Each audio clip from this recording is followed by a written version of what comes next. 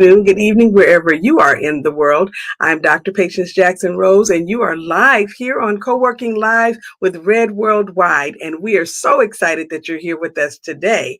And today is our day that we talk about legacy and family and how that relates to your business and your succession plan, what you want to do in the future with your wealth. And so we're going to really jump in here today with more of an introduction to family wealth. We've done a lot to talk about family businesses and how we can protect our businesses and what it is that we want to do, with our business in the future. And I kind of shared my story a little bit about how my parents both had their side hustles turned businesses.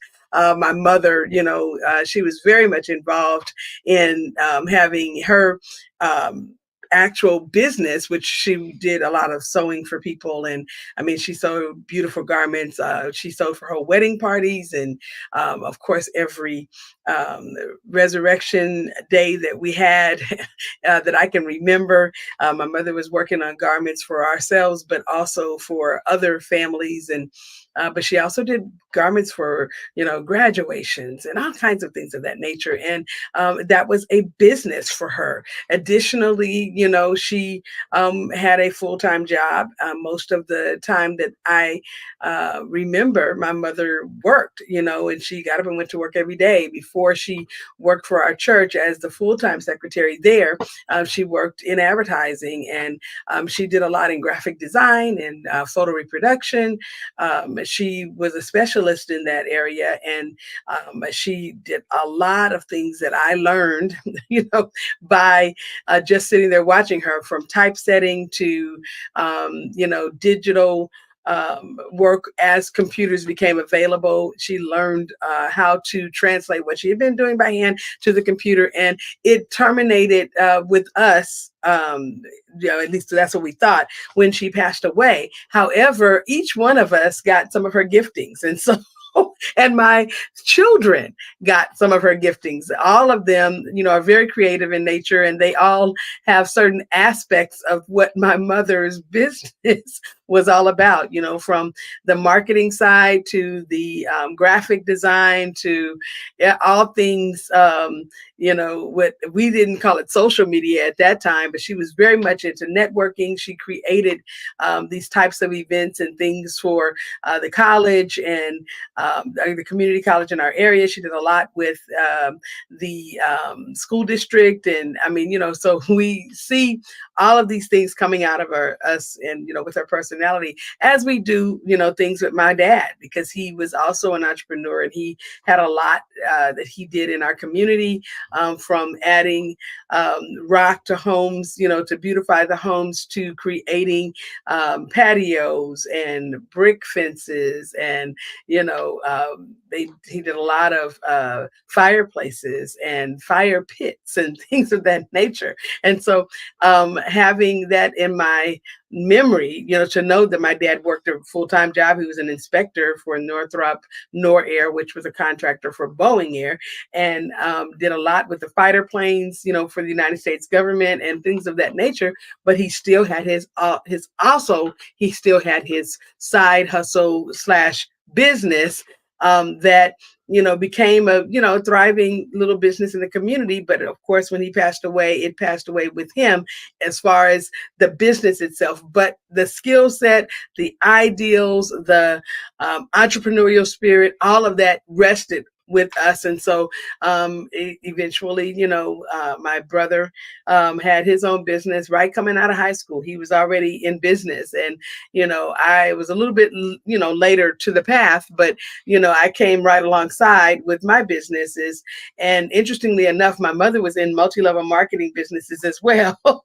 and I followed her in that path, with Amway and Market America and, Young Living and some other business concepts that came along that were multi-level marketing in nature, WFG at some point, as far as insurance is concerned. And so, having these ideals, was really a part of our family's makeup. We saw, in real time what it meant to build a business from the ground up, to, be an entrepreneur, to jump in there and have to subsidize or supplement your business income, with your daily bread per se. Okay. The actual work that you did from 9 to 5, to get it going, to jumpstart it, to bootstrap the business and, bring it into motion, but also to make sure that, it was thriving.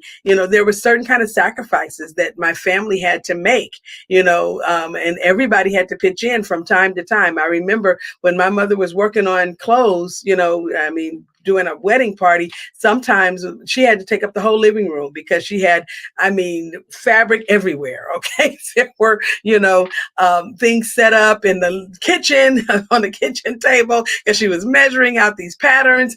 Sometimes she had several different patterns already cut before she was doing all of her sewing. And so it was on the couch, it was on the floor.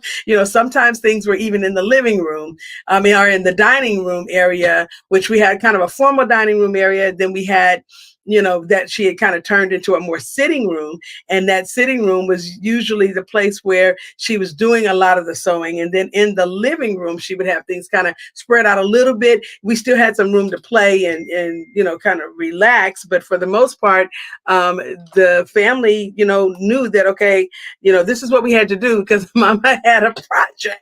And so we had to kind of fit in, and that meant that sometimes we had to do our homework in our bedroom instead of at the kitchen table or, in the living room area where we might be doing it otherwise.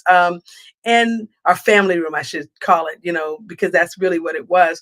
But I also remember that we celebrated when she was finished and, we looked at the garments and we were able to see what everything was going to look like, even if we weren't going to the wedding, or if we weren't invited to the graduation or didn't make it to whatever other event where people were going to be wearing these garments. We were able to celebrate with her, and financially we reaped the benefits. In the same way, when my dad finished a project, when he had completed a house, the money went to the bank and we were able to travel and we were able to have access to, things that we would not have otherwise had if he had not been in business for himself alongside of his regular everyday business. It afforded him the ability to buy stock and bonds and things that we took advantage of later on in life. And it gave us an opportunity to have access to things that, a lot of children in our neighborhood did not have.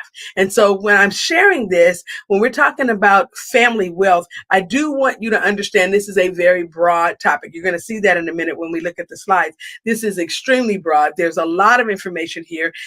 I was not trying to focus in on things that we might take a deep dive in maybe a little bit later on this year, but I really wanted to introduce it to you and at least get you, get your appetite whet, where you are thinking about, okay, how do I introduce the concept of family wealth to my family? What is it that we are doing to ensure that our family reserves are being built? And are my kids on board? Do they even understand the sacrifices that are being made, for them, for their children and for their children's children? And what is it that I need to do to build out these fundamentals in an educational way so that they respect what it is that we're doing, at a high level? They can see, okay, it's not about us being able to just go to Disneyland and have these wonderful vacations and different things that my parents are providing us. This is more about what it is that we're going to be able to have, in our families' reservoir, if I can say it that way, so that we can, continue to grow our family in a way that is meaningful and that will benefit the family over time. So, with that said, Javon, will you roll our video? Let's have a little bit of a video introduction, and then we're going to go into this a little further.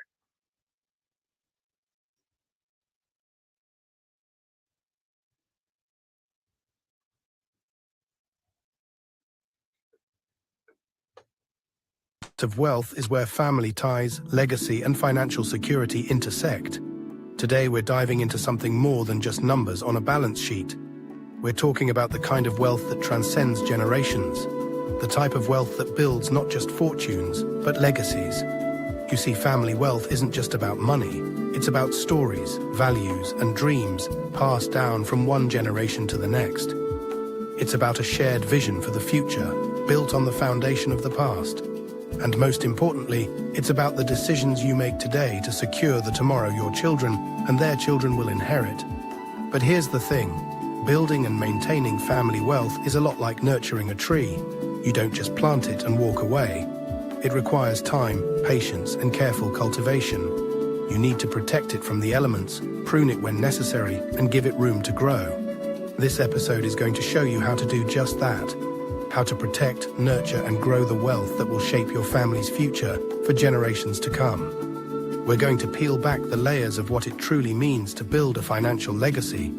We'll explore why some families manage to sustain their wealth over multiple generations, while others struggle to make it through a single one. Spoiler alert, it's not just about making the right investments or saving every penny, though that certainly helps. The real key to sustaining family wealth lies in your ability to plan, to communicate, and to involve every member of the family in this ongoing project we call legacy building. Let's start with something simple but profound. Values. What are your family's core values? What do you stand for? Because believe it or not, these values are the foundation of your family's wealth. They guide decisions, shape behaviors, and influence the way each member of your family views money, success, and responsibility. If you haven't had a conversation about this yet, now is the time. Because without shared values, the wealth you build today could become a source of conflict tomorrow. But values alone won't preserve your wealth. You need a plan. A comprehensive, actionable plan that addresses every aspect of your family's financial life. And that's where today's episode comes in. We're going to give you the tools you need to assess your current financial situation, set realistic goals, and develop a strategy that aligns with your family's unique vision for the future. Now, you might be thinking, I've already got a will and a savings account. What more do I need? Well, a lot more actually. Estate planning, trust management, and asset protection are just the tip of the iceberg. Have you considered how to manage your family business or how to pass it on to the next generation without causing friction? What about the education of the next generation? How are you preparing them to manage the wealth they will one day inherit? And what steps are you taking to protect your wealth from potential risks, like legal challenges or economic downturns? These are the questions we'll be answering today. We'll guide you through the process of setting financial goals that not only secure your family's future, but also align with your personal values and aspirations. We'll talk about the importance of diversification, not just in your investment portfolio, but in the way you think about wealth. Because wealth isn't just money, it's also knowledge, experience, and relationships. And like any valuable asset, these too need to be nurtured and protected. You'll learn how to structure your assets in a way that maximizes their growth while minimizing risks. We'll cover the ins and outs of tax planning, estate management, and trust creation, all critical components of a robust family wealth strategy. And we'll discuss the often overlooked importance of communication within the family, because the best laid plans can quickly unravel if they aren't understood, respected, and upheld by every member of the family. And here's where it gets really interesting. What if I told you that the process of building family wealth can actually strengthen your family bonds? That's right. When done correctly, wealth planning can bring families closer together. It can foster a sense of shared purpose, deepen relationships, and create a lasting legacy that goes beyond financial success. But achieving this requires more than just a few documents and a well-diversified portfolio. It requires a commitment to ongoing education, open communication, and a willingness to adapt to changing circumstances. We'll show you how to avoid common pitfalls that can erode your family's wealth, things like poor communication, lack of planning, and trust issues. We'll also discuss the importance of involving the next generation in the wealth-building process, because at the end of the day, your wealth is only as secure as the people who will manage it after you're gone. But here's the most important thing to remember. Family wealth is not just about leaving behind money or assets. It's about leaving behind something far more valuable, a legacy of love, integrity, and purpose. And that's what we're here to help you build. So whether you're just starting to think about your family's financial future or you're already deep in the process, this episode has something for you. We'll provide you with actionable insights and practical strategies that you can implement right away to start building a lasting legacy. So sit back, grab a notepad, and let's dive into the world of family wealth. Together, we'll explore how to build, protect, and grow the wealth that will shape your family's future for generations to come. Our intention for today is to let you walk away with tools. And as you heard in the video, we have, quite a daunting task because everyone coming to this session is coming with a different level of knowledge. And it's important for us to make sure that if we're going to provide you with knowledge, that we have a firm foundation to stand on. So, Javon, if you could roll our slides, please. I really want you to get this from a different perspective. Understand that, I know that you have, some knowledge, but approach this from the perspective of, that you are, gaining new knowledge that you want to add to what you already know. And if it's something that I say that is brand new, please jot it down, because this will be the time to start your discovery process about those things that you just, didn't even realize were available or were a part of wealth building or family wealth building for that matter. We really are going to talk about some fundamentals, but there are going to be a few things that I share that might be new, so, and if it's something that you've already, heard about, or you feel like you're very well adept to, I would say still, find out, okay, how does this apply to my family, and how do we take it and use it for what it is that we need? Next slide, please.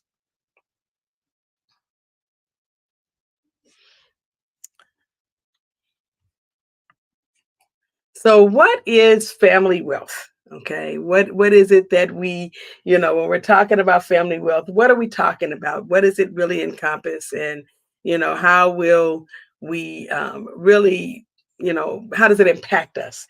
It really is a broader spectrum of our financial resources, our assets, and even our know-how, our knowledge, that has been accumulated in our family over time. Sometimes, families talk about things at the dinner table, and there's a full embodiment of financial knowledge that is, available to even the children because of how the parents parent and the transparency that they might have about what's going on, or, and to the answers to the questions that they might provide when children are saying, well, how come we can't, just go to Disneyland every day?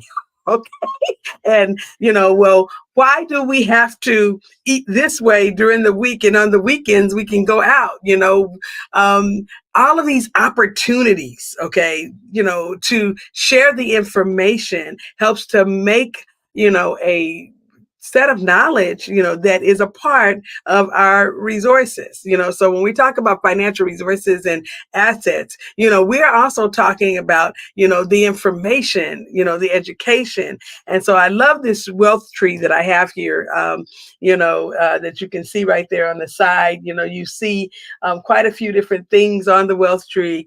And it's very important for you to understand that, it's just as important as it is for us to save, is it for us to, teach, while we're saving, and so you'll see different things on this wealth tree, that represents all of the areas that we need to be looking at, tangible and intangible. Okay.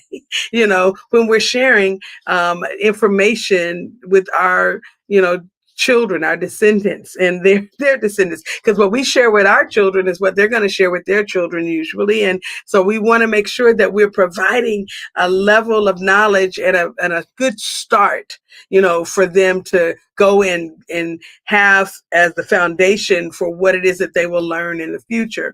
So looking at the real estate and the investments, the savings, and the intellectual property, teaching them about, hey, mom has created something that nobody else has, and I'm putting it in the market this way. And although I may not be getting a patent, it's competing with other ideas and products that are out there, and I'm doing pretty well. And this is, how well I'm doing. I'm selling it on Pinterest, or I'm selling it on Etsy, and people are buying it. And this is how we, are able to, save money, or build our reserves, because I'm able to make some money from this little thing that I'm doing. So, teaching them, from that perspective, and even when they become older, helping them to understand, the reason why you were able to go to college and not have student loans was because we did this when you were a baby, or you were, younger. And so we decided that we would have trust, and we have insurance policies, and we have this or that, and helping them to understand the biggest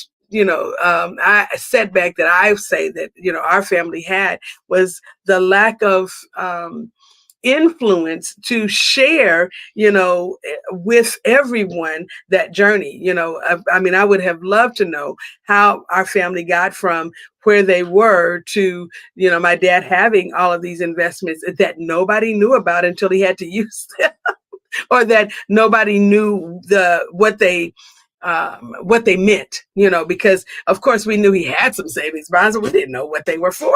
Okay. Who was doing savings bonds and talking about it? We knew that we had these little cards where we put nickels and quarters and things in, but we didn't know, what those things were for, that was actually our savings account. We had some piggy banks per se, jars, mason jars where quarters and dimes and nickels and pennies were kept. And we did not really understand the value, of that particular lesson. We remember now, that we had the lesson, but really, having the education to understand this jar equates, this amount of money. And based on us having this money in this jar, the kinds of coins these are really, even though I only have $100 in coins, because of the fact that the coins are, are from 1800s, okay, that there's a different kind of value on these coins than it is on the pennies that are and the quarters and the nickels that are in those other jars, So having those conversations with children and with teenagers, okay, and when they become adults, even to help them understand the importance of, building out your family wealth plan is, is key. And then it does extend beyond the monetary value. It encompasses the overall family's financial well-being and the ability to meet current and future expenses, to achieve your financial goals and, provide, for generational income, and I want you to understand that having a revenue plan for generations is, so beneficial. I can't tell you how important it is for you to be thinking about what you can build that your children can build upon. Okay, because when you do things that way and you teach the children that that's what you're doing, they have a totally different view of your struggles. They have a totally different view of, their perceived sacrifices. I never forget having the conversation with my girls about the fact that they didn't get, jeans that cost $150, and some of their peers were walking around in tennis shoes that were $100 or, $125 or whatever they were. And, we weren't doing that kind of thing. We had a lot of hand-me-downs and pass-me-downs, and we did shop at the thrift store. I was a thrift store mogul. Okay. And so I would come home with a bag of jeans. Some of them were, very, very new looking, still had a lot of good wear. And as far as I was concerned, I would rather have them in those jeans, okay, and use the rest of the funds, for something that was more lasting, something that could grow our wealth, than to spend it on something that, was really not as beneficial in those days. Next slide, please. So the importance of family wealth, what does it really do for a family when you're building a wealth portfolio, when you are building a legacy in your family? Well, it builds a strong foundation. It provides a safety net, and it allows families to weather storms. When you have something put away, okay, something that you can access in the times when, unexpected things happen, it ensures the stability of your families and sometimes the security of your family for generations. I have, had the opportunity to be a part of discussions and counseling sessions with family members where one decision, or one epic event in our country, a war, or because I've lived through a couple of wars, a couple of 3 wars since I've been alive. And the thing that I will tell you is that, when some of these things happen and when our country goes through a recession and food prices skyrocket, or when food is not as available on the shelves, and people did not have certain types of, provisions made, it can really change things. I've seen a family go, from being very well off to literally being in a shelter, and I personally have, experienced with my girls before I was married, to my current husband. Where we lived, in a shelter for a period of time, for 8 months, in a, situation where we just did not expect things to happen the way they did. There was something that occurred where we had to almost, we did have to get legal action involved in order for us to get our funds back because of this scenario.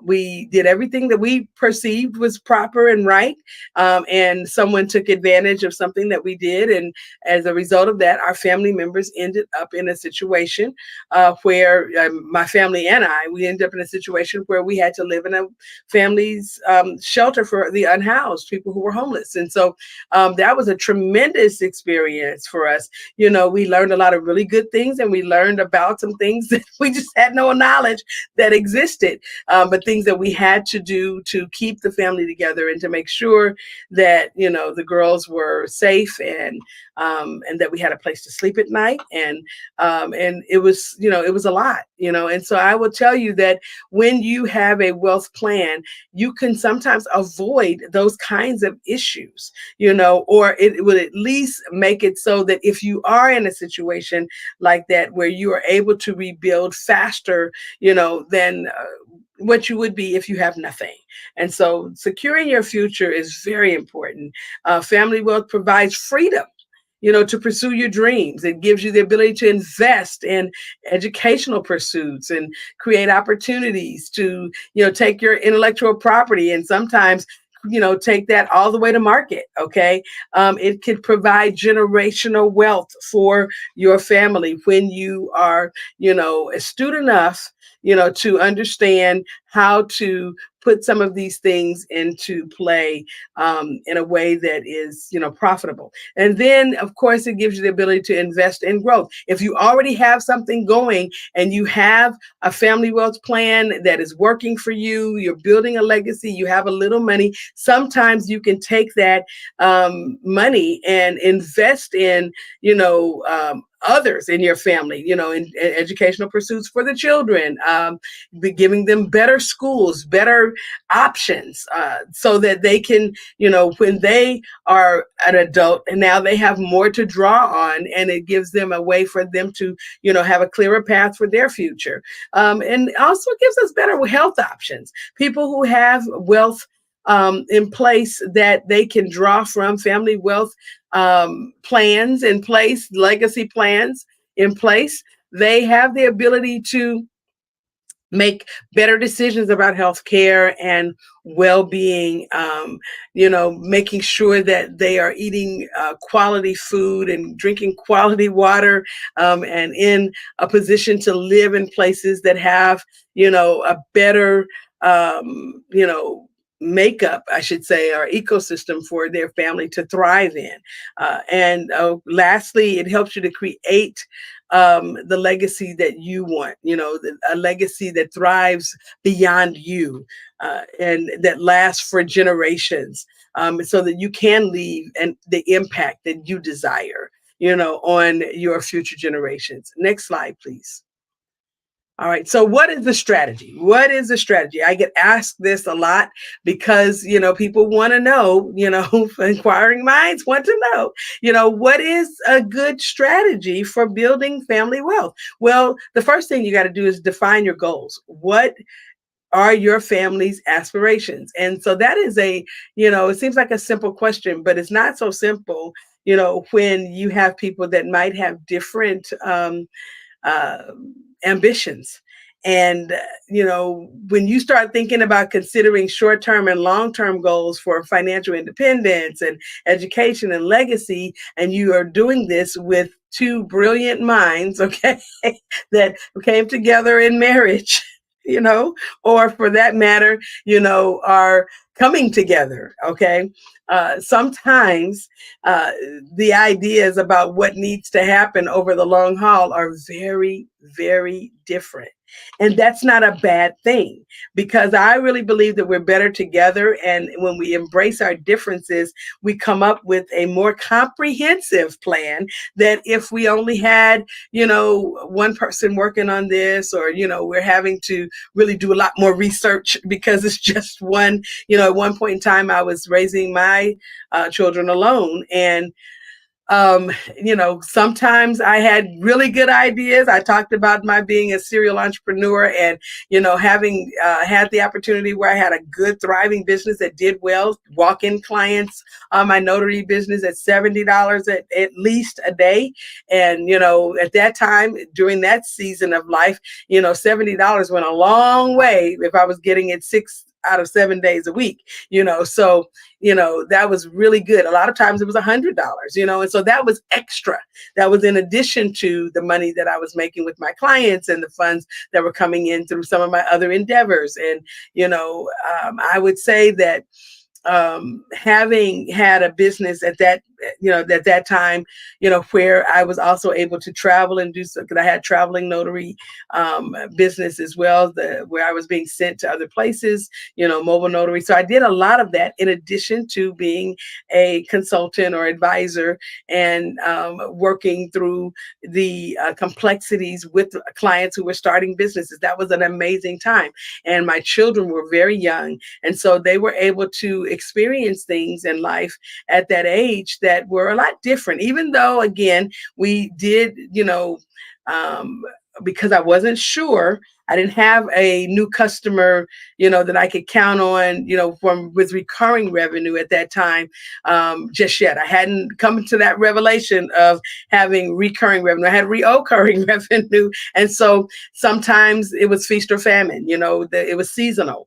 And for that reason, I had to make sure that we lived on a budget a lot less than what I made, so that we didn't end up in a situation where there was no money, because I didn't have a fallback. I was by myself with the girls. And so I had to make sure that, we were living beneath our means. And that was really important. And then you have to really be able to assess your finances, take stock. And that was something that I had to learn how to do. When you're able to take stock of your income, your assets, and your liabilities, and understand your financial obligations, your current position, so you could plan effectively. It was very, very important that I got this lesson. When you're able to get it, then, you can build out a model, and you can share that with your children. And as they're growing, they have the understanding of what's really important. I never forget one of the exercises that the girls had to do, which was to measure our impact on our electric, or their impact on our electricity bill. That was hilarious because they had no understanding of kilowatts and kilowatt hours and how that all worked. And this was a part of a lesson for them to, be able to get that we paid more for electricity during the day hours, and at what point in the day that number went down, so they could really have on the televisions and computers and all these things, and we still wanted them to eat, just because we had more energy available at that time at a at a lesser rate doesn't necessarily mean that you turn everything on and you're not in the room. Okay. Because we want to conserve.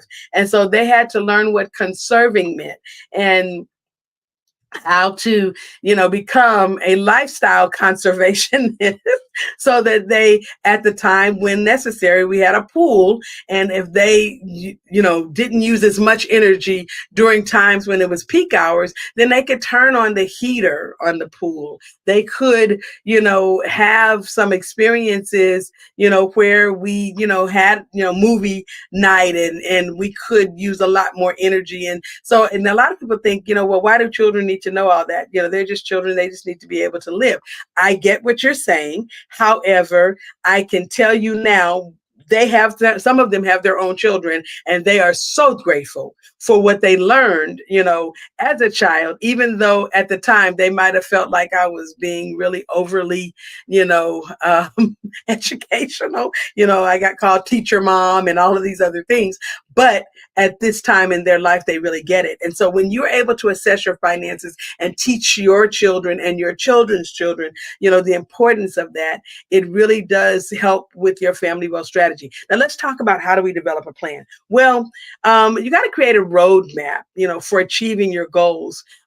There needs to be some investment strategies, in there, and you got to be able to have risk management. What happens if things look like they're going to go awry? Is this really a threat, or is it a real risk? And if it's a threat, how do we, curtail things and put guardrails up so that, we don't end up, in a situation where we've made a wrong move, but the other side of it is, if it is a real risk and we did put up the right guardrails, then we've kind of protected ourselves from the vulnerability, and we've made our, plan with the things in it that are necessary so that the family is very well protected.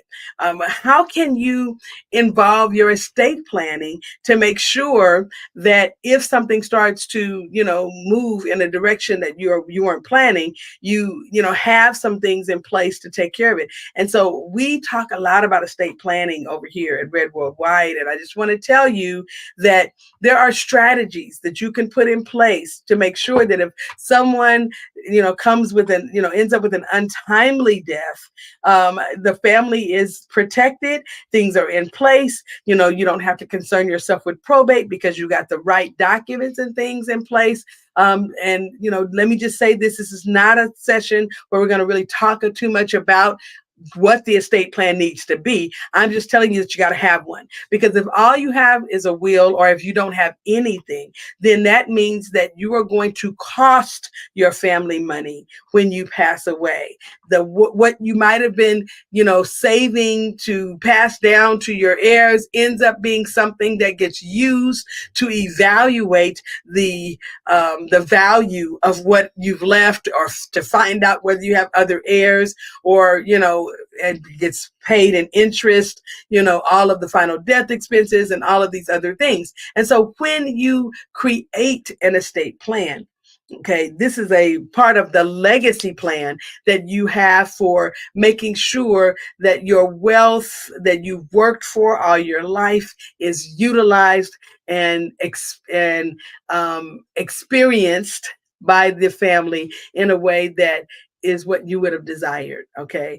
I don't know a person alive that is working now and knowing that they're going to leave something, is planning to leave it to the United States government. They're planning for that. But if you don't have a plan, that's what you're planning for. They're not doing it on purpose. They just don't know that they're doing it. And so I am saying to you that when you are thinking about your family, you want to be thinking about, how do I make sure that the plan that I have is one that is a roadmap to make sure that our wealth continues. And then you want to have a regular review. You got to be able to understand that life changes. It does. Okay. So you have to have an adaptable plan. Okay. And when you're reading the plan regularly, every year you're doing a review, you can monitor the progress. You can see, maybe I need to tweak this here or that there. You can make adjustments. If you have in your estate plan a living trust, then you can do an annual review of that living trust. If you don't know what a living trust is, a living trust is simply an agreement that you have in place, that you have established, that the government will respect if it's done properly, to not allow everything that you have to go to probate, which is the government's plan for people that don't leave good instructions. Okay. It's their plan to make sure that your final expenses are taken care of, your bills are paid, and that your heirs are, are properly, decided. Okay. And I know I'm saying that in a very democratic way, but there are a lot of people who have children, or they have other heirs that show up, when they pass away. And so it's important for you to be aware that if something like this occurs, excuse me, I have to correct an issue going on with my computer here, but here we go. But if something like this occurs, when you have a wealth plan in place, and you don't have to concern yourself with someone having to come to figure all that out. You've left everything in order, and you've left instructions, and everyone follows the instructions that you have left. So to ensure that you have an alignment with what your value system is, being prepared and having everything available, and not leaving things in a way that will, never get to the family that you have been saving, for to go to, that is something that you can plan for and make sure that it occurs. There is a way to do that. And so if you are listening to this and you are saying, okay, this is great, but how do I do it? Where do I go? You might want to get in contact with us, admin@redworldwide.org. We have wonderful resources, and even some of these resources come to you free. And so I want to tell you that there is a way for you to make some of these things happen without you spending all of the money that you have in your savings to do it. And we want to make that available to you, because this is one of the things that we do for people, who have families. And the other thing is, and who have businesses, by the way, you got to be able to identify your family wealth goals. So, what are those goals? Are they, are there educational goals? Are there certain types of goals for your children? As your children become older, are there other goals that you want to, include? Does this mean that there's private schooling or some other type of activity that you want your children to be able to take care of, or have available to them? Do you want to be able to have some educational goals for yourself? Are you a lifelong learner? And if so, how will you care for that? Is that going to be something that is a part of your wealth plan? What about retirement? Do you have enough money to, take care of you in your retirement, or do you have a plan for that? Okay. What about property ownership? Are you planning to have, a family compound or a family home or land or something, are you the type of person that's going to live in an RV so that you can actually, have your wealth building in a different way? Or is this a part of the plan for you to travel the world? What are your goals? What are your values? What is your lifestyle? These are things that you've got to be able to identify, because it's a part of the plan. The other thing is, what are your financial goals? Okay. You got to be able to set specific financial goals, like saving for a down payment, or establishing a college fund, or building an investment portfolio. These are all very, very, very important things. And you have to have this as a part of the plan. Then the other thing is, what are your generational goals? You got to think about beyond your four, okay? And there are going to be more. So you got to be thinking, about, okay, well, this is what I want to have in place for us. And I want to be able to make sure that something else is available to my grandchildren or for my grandchildren and their children. How do I create a legacy for future generations? What is it that I can do? What kinds of goals can I put in place for all of us to make sure that we are leaving breadcrumbs, okay, at least for the family, in the future. And so I will tell you that as a part of your estate plan, there are 5 things that you want to be thinking about. And, I know I don't have a slide for this, but I just want to make sure that while I'm sharing it, it's out there. You got to make sure that in your estate plan, at least you have a last will and testament, or what we call a pour over will. That is the will that actually is there with the living trust that I spoke of a few minutes ago. So the living trust actually helps to protect you from probate. Okay. And that, part of, this package that we're talking about, your living legacy plan, if I can call it that way, the part that goes along with the living trust is going to be the actual pour over will that catches everything that may not be in the living trust. So you put all of your bank accounts and, other, assets that you might have, available, your home, and all of these things in this living trust to protect it from probate. And you also want to be able to have this last will and testament, or the pour over will, that actually says, okay, if something happens to me, everything that I've amassed since I set up this living trust now goes into my estate. So it's all a part of it. And I don't leave anything that has to go through probate. And so having these kinds of generational goals, really are important, in that living legacy plan that we talked about. Is also a durable power of attorney, which actually will give you the ability to give someone else the authority to operate on your behalf if something happens to you, or you're not available to take care of certain types of business. And that's a really important document, and that's a part of the living legacy plan. Also in there is the living will, and the living will gives you the ability to, if something happens, you have all of where you're close to death, or you're not able to speak on your behalf, you have in writing everything that you need. They're called advance directives. Everything that you need, to tell someone that you won't be able to necessarily verbalize. And then you put someone in place as the person who is your agent, that will be able to have the responsibility of making a decision on your behalf if there's a decision that needs to be made that may not be on paper. Okay. And so these are very, very important things. Okay. Next slide, please. All right. So you got to be able to assess your current financial situation. What are your assets? This involves creating a detailed inventory of everything that you have. Some people don't even think about some of the assets that they have. And so this is something I don't want you to rush through. Yes, I want you to maybe do one pass where you have something that you actually have in place, and maybe that might be what you put in the living trust right away, right? But you might have to do a deeper dive on it, in your next pass, okay, to see if you left anything out. You might be thinking, oh man, I forgot that my grandmother left me X, okay, or this beautiful brooch that, might be worth lots of money, okay.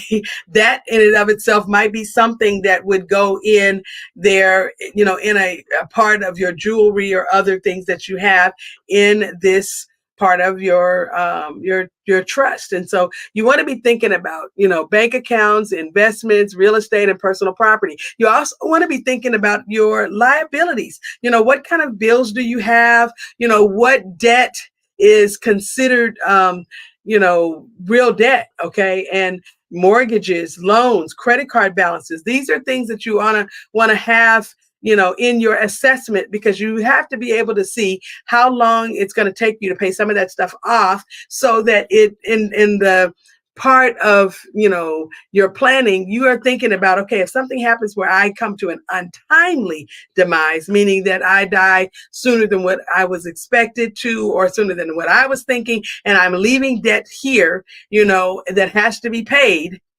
out of what else I left that was supposed to go to the family, I need to be able to understand that and convey it in a way that people are understanding, hey, I've got rental properties, I've got this or that or the other, and you guys need to know this stuff is out there. You know, and make sure that they're aware that some of that might have been designed for them, but if they don't know this there, then they can't really do what needs to be done with it. So, you know, make sure you are documenting, you know, a list of what these things are. And then, of course, you got to assess your revenue, you know, your current income.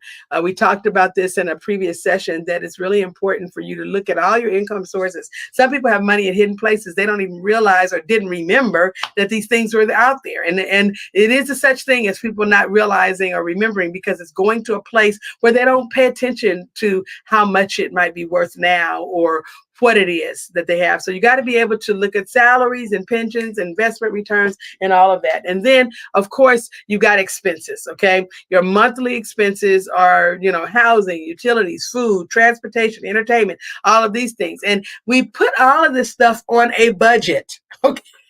And we're able to look at, you know, what it looks like. If you want a very, very good budget sheet to use, I have it in Excel, and I also have it in the numbers format for Mac. You know, we will give it to you if you will reach out to us, because we want you to be able to have access to these types of things. I mean, it does really help you when you have really good tools to work with. Next slide, please. Okay, so how do we develop this family wealth plan? Well, it's crucial for achieving your family's financial goals. It provides this roadmap for building and preserving wealth for future generations. So you want to define the goals, identify what you want to achieve with your wealth, and whether it's securing your family's financial future or building a legacy or both. You want to make sure that you have this defined, and then you want to be able to have, you know, the concept of assessing the finances, getting the clear picture, like what we talked about before. You know, you've got all the stuff now written down, so now you can really look at it and see, okay, you know, this is what's real. This is where we are, okay, our current financial situation, and these are our current assets and our current liabilities. And then from there, you want to be able to allocate the assets. Okay, how much of what we have amassed do we put towards taking care of these debts, you know, and understanding also, you know, what can we put forth for an investment? You know, how much, you know, of this can we really afford to put out there? You have to see what your risk tolerance is and the time horizon, how fast, you know, and, you know, how long, okay, will we be able to commit to that? All right. And then you got to be able to monitor your progress, you know, regularly review, adjust your plan to ensure that it's continuing to align, you know, with your evolving goals and the market conditions. Sometimes things happen, and because they happen, you got to be in a position where you are able to, you know, make up for what might be occurring in the market. Okay. Next slide, please. You know, but I have to tell you that your plan has to outline specific strategies, you know, for investing, saving, protecting your wealth, and including details on asset allocation and risk management and tax planning, you know, because when you do that, then you're able to really move forward. Okay. All right. Next slide. Okay. All right. So, you know, I did share, you know, on the developing of your wealth plan. This is actually the slide that goes with that wealth plan. So take a picture of it, you know, so you can have that in the, you know, forefront of your mind, you know, so that you are able to understand the steps, you know, and how they work. Okay. Next slide, please.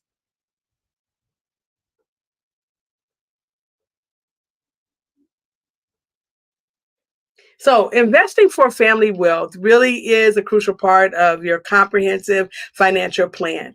It does ensure, you know, that your assets are able to grow over time and that you provide this long-term financial security for your family, you know, and it's a careful process, okay, that you have to go through to align with the risk tolerance and your goals that we just set up in our previous slide. You got these financial goals now, and you got to make sure that if you're going to be investing, it's aligning with the goals.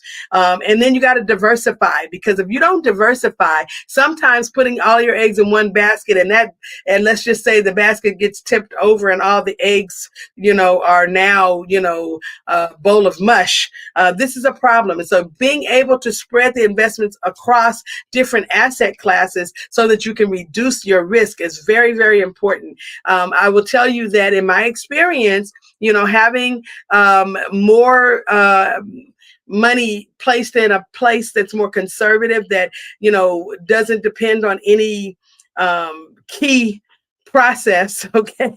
In other words, I'm not putting all my money in the stock market. I might have a little bit over there, but I'm going to be able to test my risk tolerance, and my risk tolerance for right now is not one that is going to be where I can, put things in a very risky place. I can have something over there, but I'm going to have my non-risk capital, most of it in places that are, almost impervious to market conditions, or, they just don't get affected that much. I'm going to get a return regardless. Okay. And so we want to make sure that when we're looking at some of these long-term investments, that have a potential for higher returns, but they're greater risk, we're doing it in a way that is safer. Okay. And our short-term investments, might provide more stability and help us preserve the capital that we, have available at the time.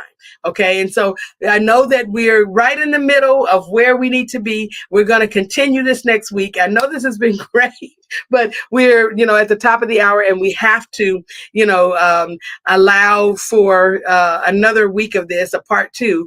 But, I am so excited that you guys joined with us today for Co-Working Live. And we will be here talking more again next Tuesday about family wealth and how you can build this wealth plan for your family that is going to be a key indicator of, what can happen, in your family for the long haul. This has been Dr. Patience Jackson Rose, and I thank you for joining us again, and we will see you again next time.